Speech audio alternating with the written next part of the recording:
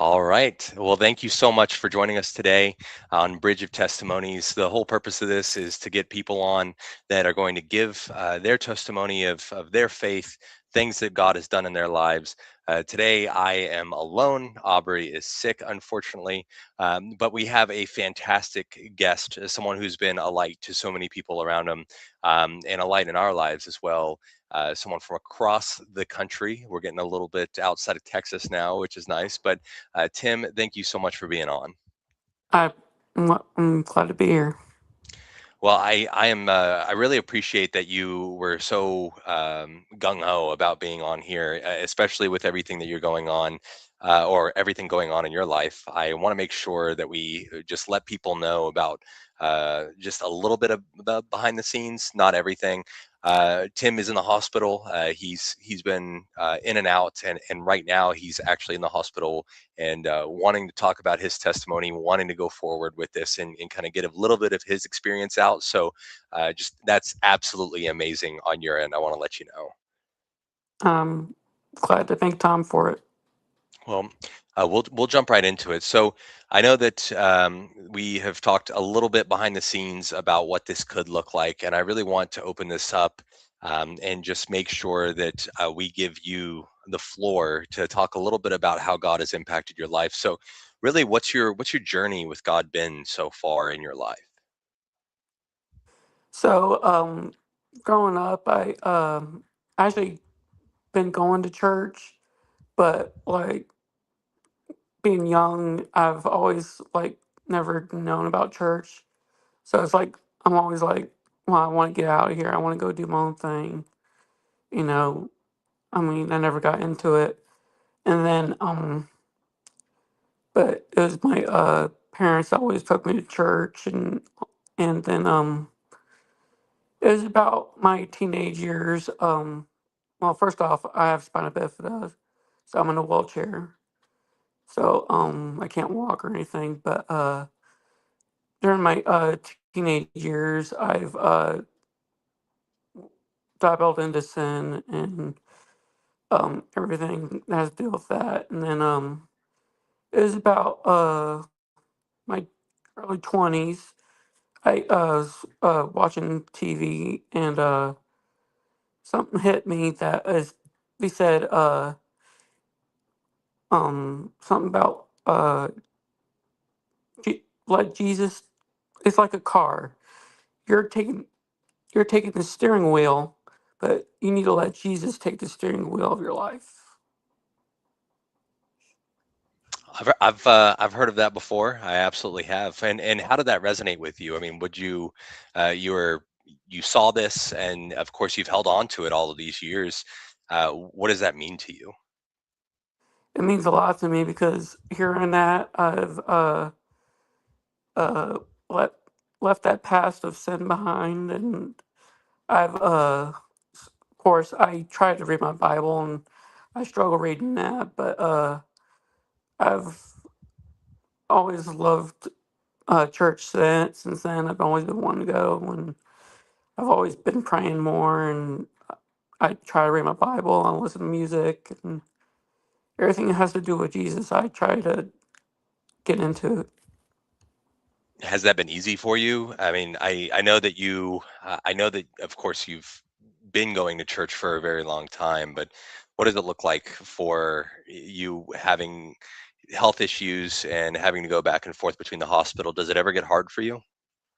It does, but I've been in and out of hospital all my life, so I know the in and outs of you know being in the hospital. And of course, some things weren't easy, but I've always looked up to Jesus to get me through it. Of course, a lot to rely on, and you have to give your struggles over. And I want to know. You said that you had struggled with reading the Bible, so that's something that a lot of people, especially new believers, have issues with. But I know that you have just extensive knowledge and extensive experience. But I want to know what parts of the Bible do you have trouble reading? Is it just staying consistent? Is it like Old Testament or New Testament, or is it just the understanding of it? It's pretty much a little bit of everything. Like I'm not. It's with like any book. I don't have like the. Uh, I can't stay reading long. Mhm. It just my attention span just goes elsewhere. And also, I've always not much as now, but I've always had struggles where I've had incon- like I had trouble learning like inconsistencies I'd find, but talking to my pastor, I've always learned different ways to through the Bible and learning that most of what I've struggled with is nothing more than just knowledge and learning. What does prayer look like for you? Is it something that you stay consistent in? Is it something that you think about often, or is it something that you've struggled with some of your life, like reading the Bible? Prayer is I'm still struggling with prayer, but prayer I try to pray much as I can. Um still have trouble like knowing, okay, I'm talking to Jesus or God, and I need to sometimes I lose track and I just feel like I'm just talking in thin air. But I always try to still pray and hope that I'm praying the right way, or which there's no right way of praying. It's just a conversation. But I've always struggled with my words and you know trying to get my brain to go with my heart and connect it to so I can pray when I'm trying to say. I can definitely understand that. That's been a big struggle for me, is trying to find the right words, and sometimes it's almost like you're trying to impress God in certain ways by how you're talking to Him, or things like that. But one of the biggest things that I learned just in this last maybe year and a half, is the value of silence in prayer, and just allowing God to kind of speak into your heart, and allowing Him to just, I guess, work on you in a different way. I can't really explain it too well, but that silence, I think, brings some value. I know some people, they'll set up like an extra chair next to them and they'll pray, or they'll go into a closet, turn off all the lights, and they'll just sit in there. And some people say that they feel there's presence that way, or anything like that. But it's been very interesting to hear how you, someone that I know a lot of people create the argument that, hey, this happened to me, and so I'm angry at God. And this is something that I had referenced in our first live testimony, where Bill had cancer, and he had a stroke and things like that, and yet he didn't turn away from God. He instead embraced Him and praised Him in those times.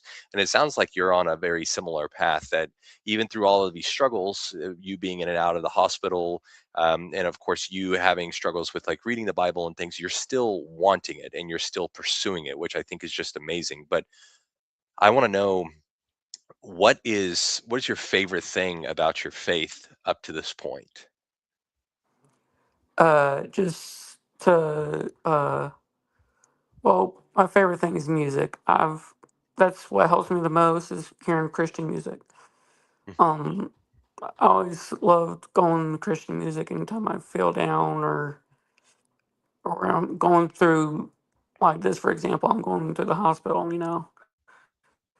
and I always try to when I'm going through surgery, I always have the surgery team put Christian music on as I'm, going to sleep, and um just try to stick with it. That was a great answer. I really think that worship music resonates in a lot of people. Aubrey, for example, if she would have been here, absolutely, with her ability to sing and do all of those things. But what would your favorite worship song? Is there one that you typically go to during surgeries, or is it just anything across the board? Ooh, that's a good one because I have many good Christian music I like I've shown you many Christian music I've liked over the years of knowing you, and I would say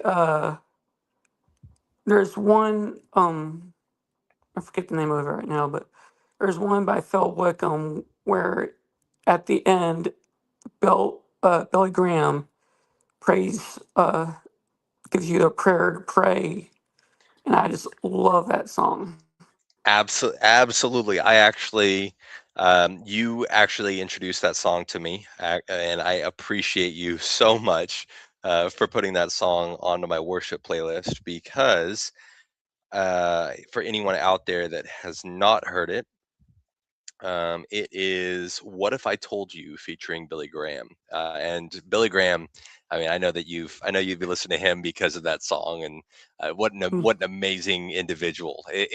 Is that someone? Do you ever go back and watch sermons or anything while you're in the hospital, or just in general? Do you go and watch certain people? Is there a certain pastor that you like the best?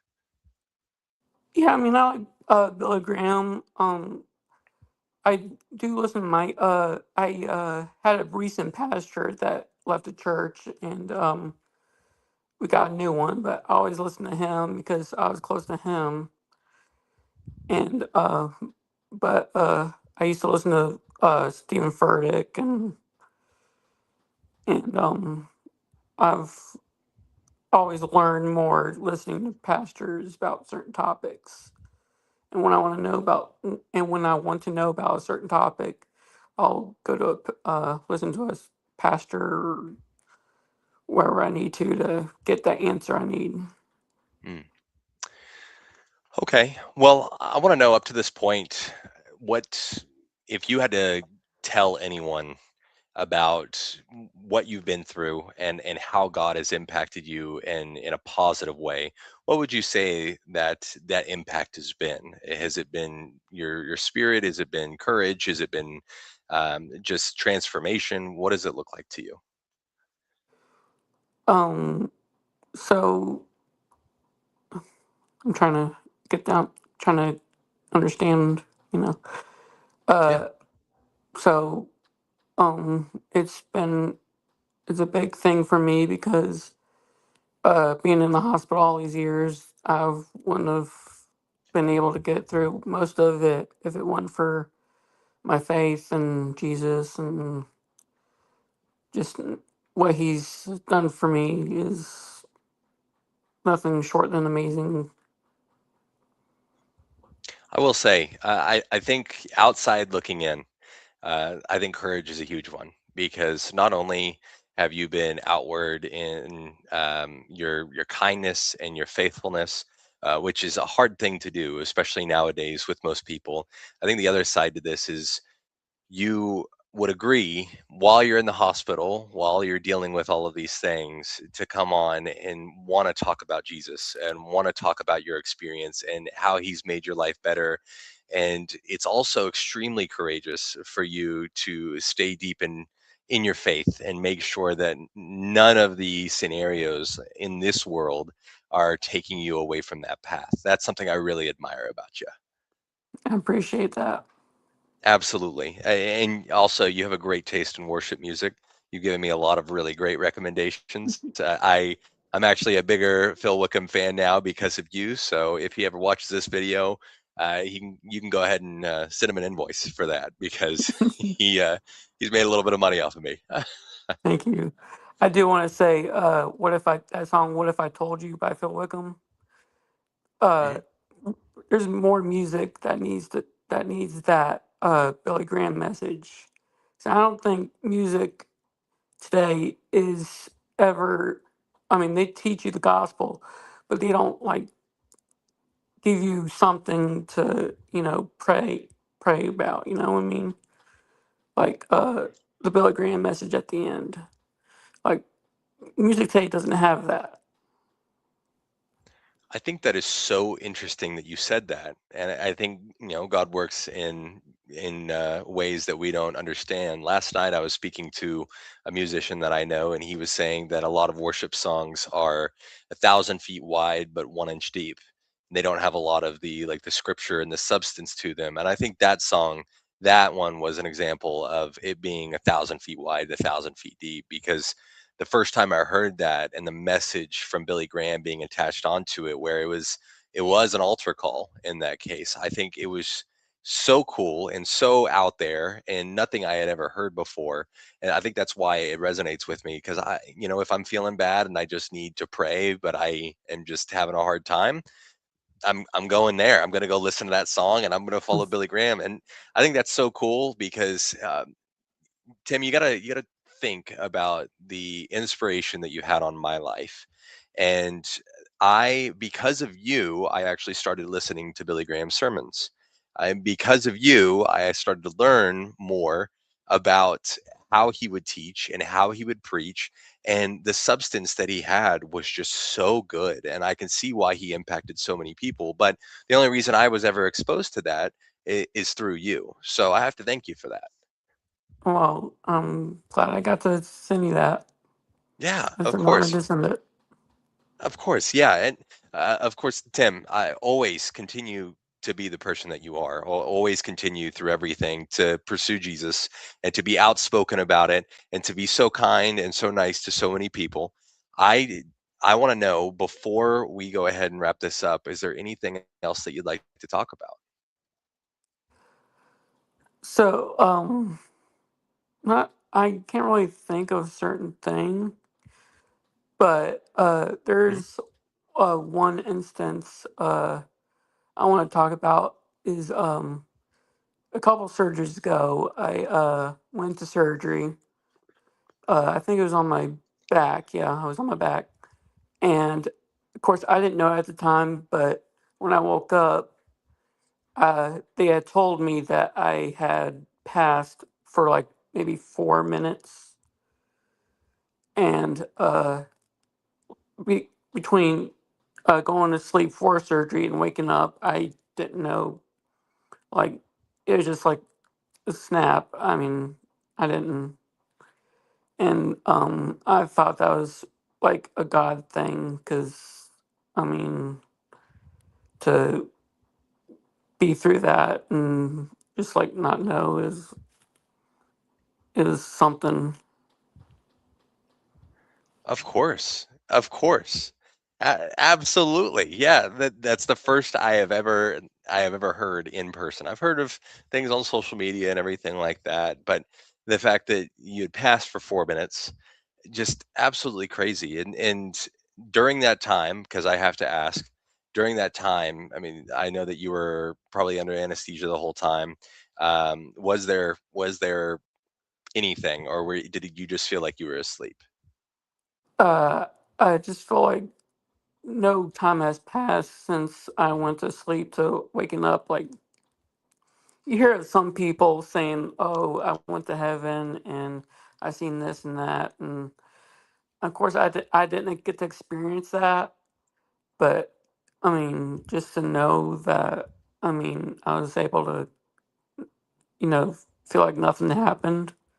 Mhm. It was, I was really uh, blessed to have been able to be back alive and